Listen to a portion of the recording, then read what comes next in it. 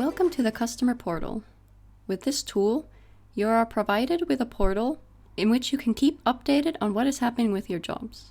In this tutorial, we will run through how the portal works, including how to view job details, communicate with the company, and book new jobs. To get started, you should have received an email, like this one here, that contains your customer portal login details, including an email, as well as a temporary password. Below this, we have a button to access our portal, so we can go ahead and click this. This will open a new window in which we can use the provided login details to log into our customer portal. So let's go ahead and add this in.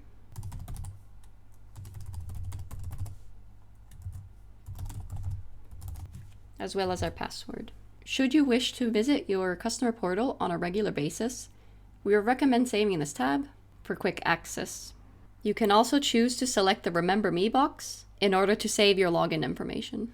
Now let's go ahead and log in by clicking the blue login button.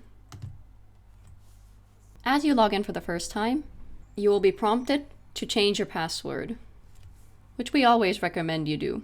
Should you not wish to change your password, as you are happy with the temporary password you were provided, there is the option to click on this box stating I don't want to change my password. Please note that this notice will continue to appear until the password is either changed or this tick box is selected. We would also like to note that should you ever forget your password, you can simply contact the company you are working with, who can provide you with a new temporary password in order for you to log in. For this tutorial, we're going to go ahead and change our password. And we're going to repeat this. And we're going to click Save. We now have a notice that our password has successfully been updated. Now that we are logged in, let's take a look at what we can see here and what kind of functionalities we have available to us. Please note that some of the information or features presented in this tutorial may not be available in your customer portal. Should any of these features not be present, this is down to the individual settings and the information the company wishes to share with you. Starting at the top, we're presented with company information of the company that we are working with, including their logo, a direct email link, a phone number, as well as some additional business information. When we click on the additional business information, we'll be presented with certain details that the company has provided us. Let's close this. We can see on the right-hand side, we have our log out button for when we're finished with the customer portal. Moving down, here we can see any sites that are linked to us. Here we can see a little bit more information about the sites and what's happening in them. For example, we'll be able to see if the site has any notifications, how many active jobs there are, some address information, as well as when the next job is scheduled and who would be attending. Here we also have an easy way to request work, which we'll look at shortly.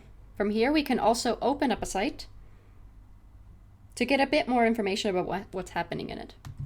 So let's click on that.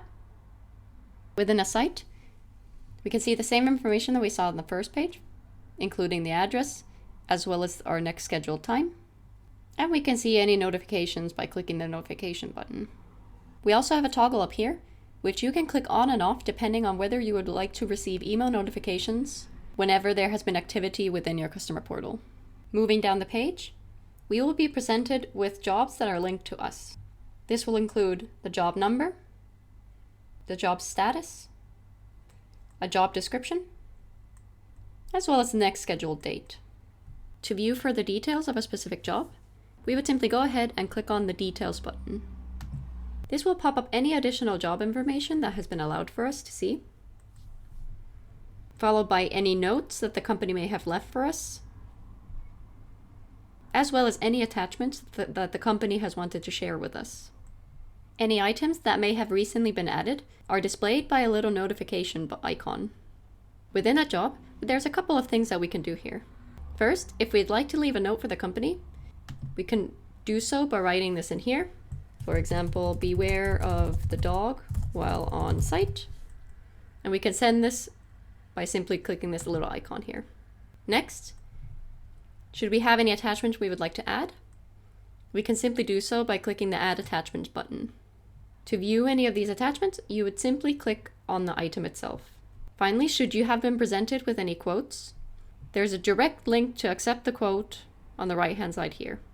Now let's look at some other features you have available within a site. Let's minimize this job here.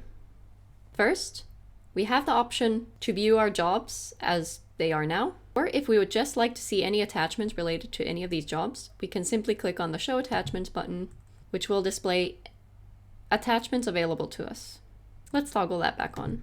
Next, we have the option to add information to a specific job.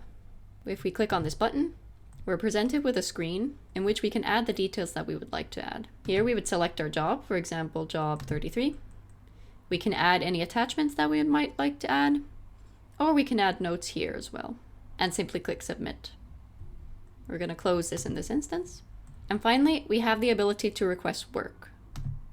Here, we'll be presented with some fields that the company would like us to fill in when requesting new work. First, under How Can We Help? We've been asked to enter a description of the work we would like done. For this example, we're going to write boiler service. Next, when would you like this work completed? We'll enter a date, so the 19th of the 9th, 22. We then have the option to attach any files that might be relevant, and we can add any notes. For example, we can write kitchen boiler. To submit our work request, we're simply going to click the Submit button. Once submitted, there'll be a notice at the top to say our job has been successfully created, and one of the team will be in contact with us soon.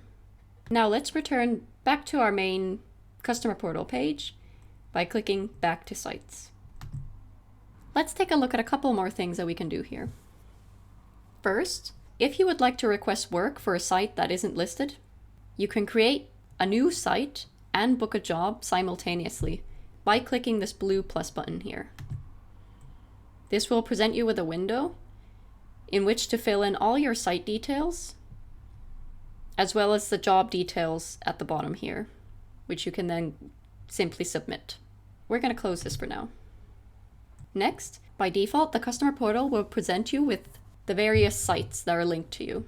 However, should you wish to rather see a list of all your jobs, you can simply go ahead and click this little downward arrow and select jobs from the drop-down.